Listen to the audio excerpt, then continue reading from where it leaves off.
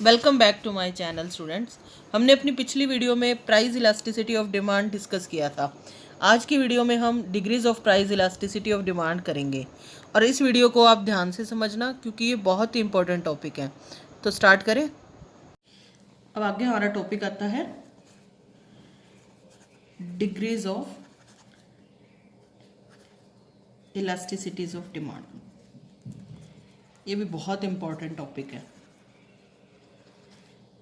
Degrees of elasticity of demand.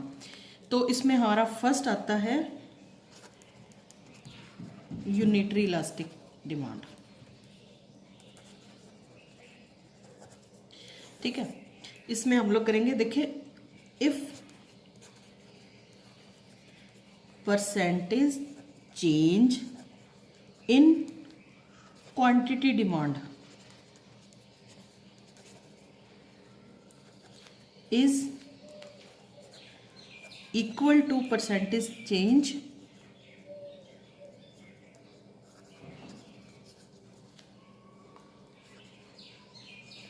in the price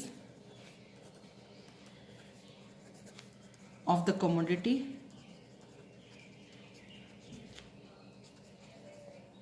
then elasticity of demand is equal to 1 and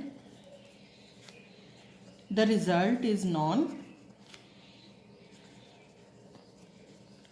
as unitary elastic demand. It means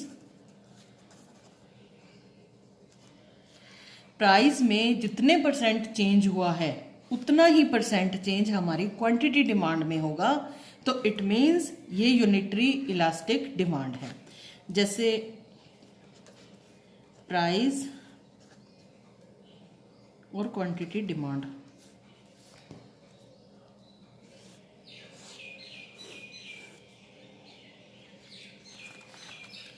price 20 था, ठीक है, तब 100 units की quantity demand थी।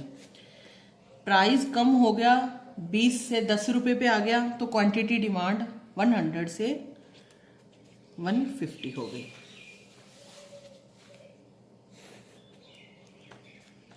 तो ED बराबर 1। It means, देखो, अगर हमारा प्राइस जो 20 था 20 से कम होकर 10 हो गया, यानी कि इसमें 50% फॉल हुआ है, तो क्वांटिटी डिमांड जो थी हमारी 100 से 150 होगी, मतलब 50% हमारी जो है वो डिमांड राइज होगी। Quantity demand rises by 50% with 50% fall in the price. तो इसको हम लोग जैसे अगर डायग्राम बनाएं इसका,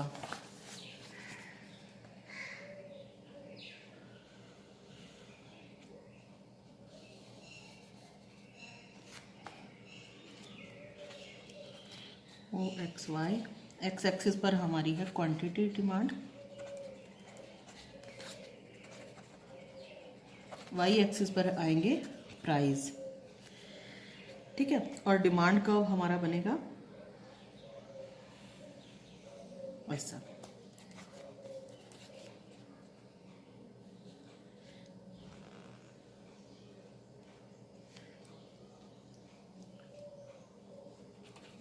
ठीक है, अब प्राइस कम हो गया,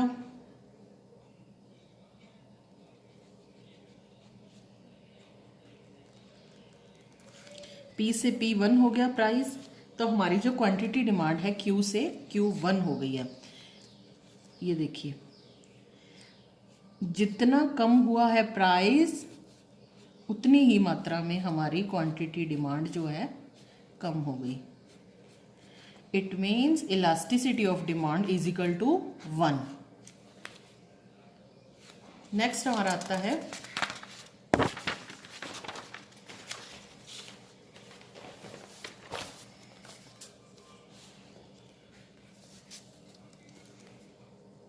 सेकंड है more than unitary elastic demand. या इसे हम लोग इलास्टिक डिमांड भी बोलते हैं, इलास्टिक डिमांड या हाईली इलास्टिक डिमांड। अब इसमें क्या आएगा, इफ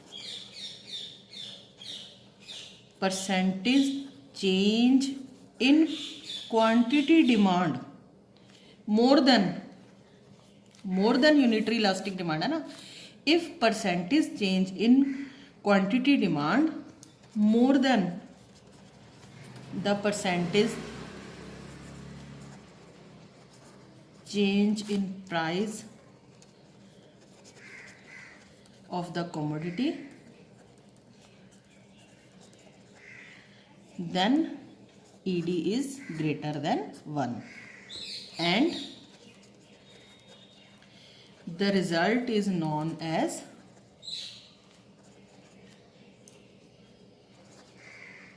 इलास्टिक डिमांड। अब इसका हम लोग टेबल बनाते हैं। प्राइस 20 थे,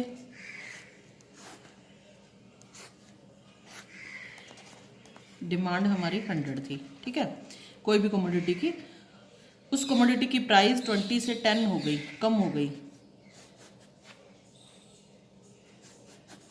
और डिमांड जो क्या हुई हमारी 200 होगी। अब देखो क्वांटिटी डिमांड जो थी राइजेस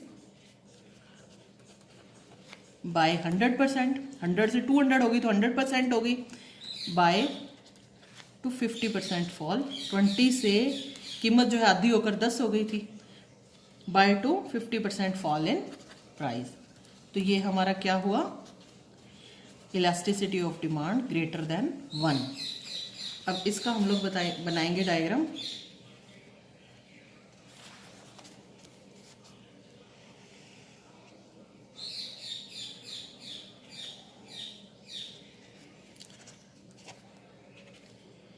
यहाँ आएगी हमारी क्वांटिटी डिमांड, यहाँ आएगा हमारा वाई एक्सिस पर प्राइस, ठीक है।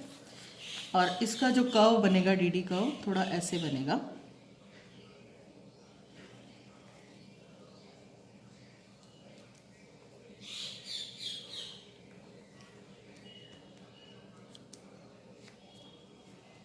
ये हमारा है डीडी कर्व।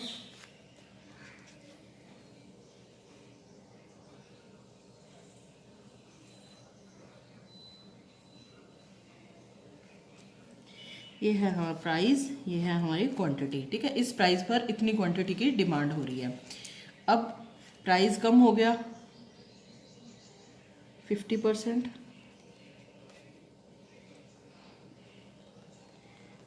अब इतना कम हुआ लेकिन बढ़ इतना गया, डबल है ना, 50% पी से P1 पर आ गया था, ये इतनी फॉल हुआ था प्राइस में पी से P1, लेकिन हमारी जो क्वांटिटी डिमांड है वो बढ़कर Q से Q1 हो गई, ज़्यादा हो गई। It means elasticity of demand greater than 1।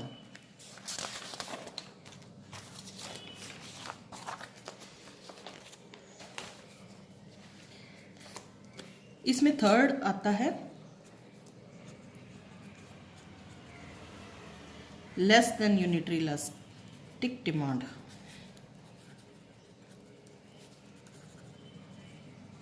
या इसे इन इलास्टिक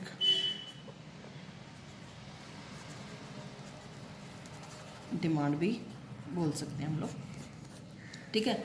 इसमें क्या होगा, if percentage change in quantity demand is less than the percentage change in price of the commodity,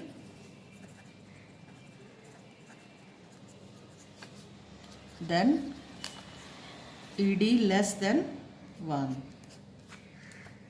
and the result is known as inelastic demand, मतलब जितना QD में percentage change हुआ है वो कम होगा प्राइस में चेंज होने के मुकाबले। ठीक है, यहाँ इसको हम एग्जांपल से भी समझते हैं। जैसे प्राइस हमारा था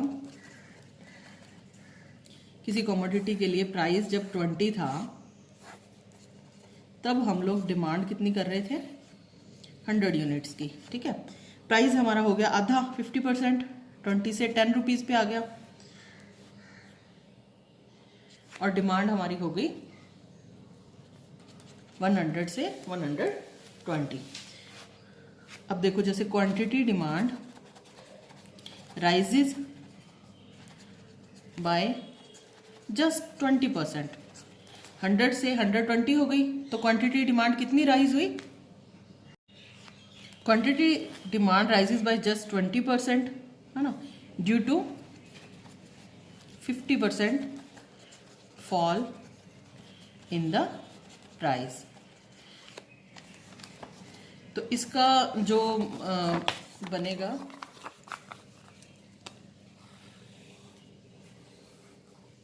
OXY, ठीक है। तो यहाँ पर हमारी है क्वांटिटी डिमांड, यहाँ पर हमारा है वाई एक्सिस पर प्राइस। तो इसका थोड़ा कर्व इस तरह से बनेगा।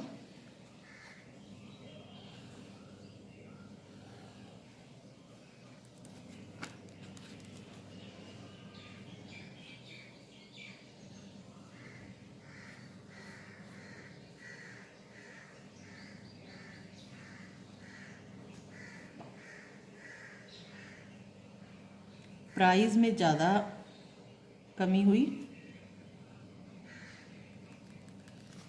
प्राइस P से P1 हो गया, ये ज़्यादा थी, ये 50% था ना इसमें फॉल, लेकिन जो राइज था वो सिर्फ 20% था, Q से Q1। फोर्थ पॉइंट आता है हमारा इसमें, perfectly elastic demand.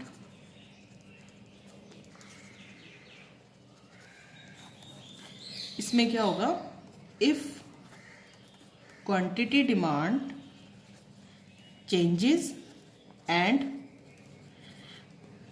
Price remains constant, मतलब प्राइस तो कांस्टेंट रहेंगे, उसमें कोई चेंज नहीं आएगा, लेकिन जो क्वांटिटी डिमांड है वो चेंज होगी, कम ज़्यादा होगी, प्राइस जो है वो कांस्टेंट रहेंगे।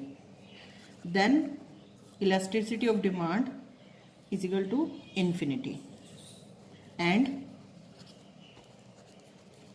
the result is known as perfectly elastic demand। अब इसका हम लोग टेबल देखें, प्राइस डिमांड,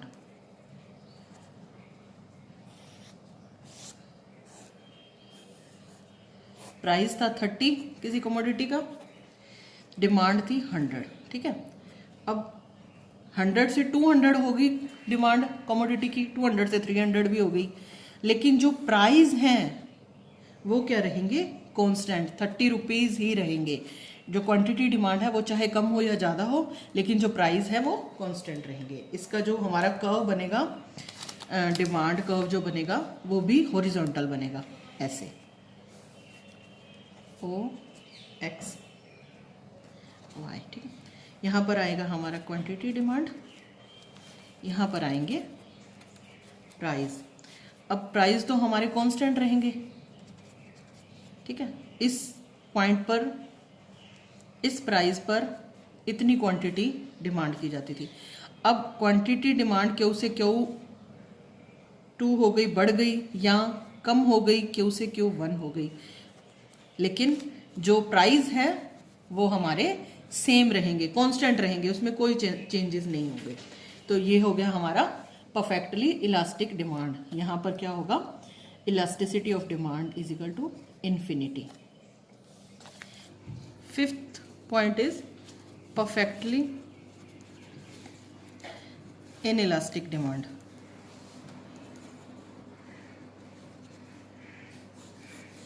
इसमें आएगा if price is changed and quantity demand remains constant, then elasticity of demand is equal to 0 and the result is known as perfectly inelastic demand। इसमें क्या होगा, प्राइस तो चेंज होंगे लेकिन क्वांटिटी डिमांड जो है वो कांस्टेंट रहेगी। जैसे प्राइस चाहे 20 हो गए, 30 हो गए, 40 हो गए, लेकिन जो डिमांड है हमारी वो रहेगी कांस्टेंट 100। मतलब प्राइस के चेंज होने का डिमांड पर कोई इफेक्ट नहीं पड़ेगा। तो अगर हम इसको देखेंगे डायग्राम से,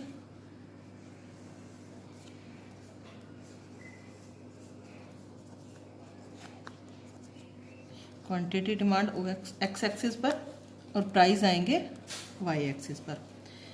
तो इसमें जो डिमांड कर्व है वो बनेगा इस तरह से। क्वांटिटी डिमांड जो है हमारी कांस्टेंट रहेगी, ठीक है, इस प्राइस पर। अब प्राइस चाहे बढ़ जाए, P से P1 हो जाए, तब भी क्वांटिटी डिमांड उतनी ही रहेगी। चाहे प्राइस कम हो जाए, P से P2 हो जाए, तब भी हमारी क्वांटिटी डिमांड है जो ऐसी रहेगी। यहाँ पर क्या होगा, elasticity of demand is equal to 0। ये भी एक इमेजिनरी सिचुएशन होती है और परफेक्टली इलास्टिक डिमांड है वो भी इमेजिनरी सिचुएशन है। इसको और इजी से पांचों को समझने, देखो, perfectly elastic elasticity of demand is equal to infinity.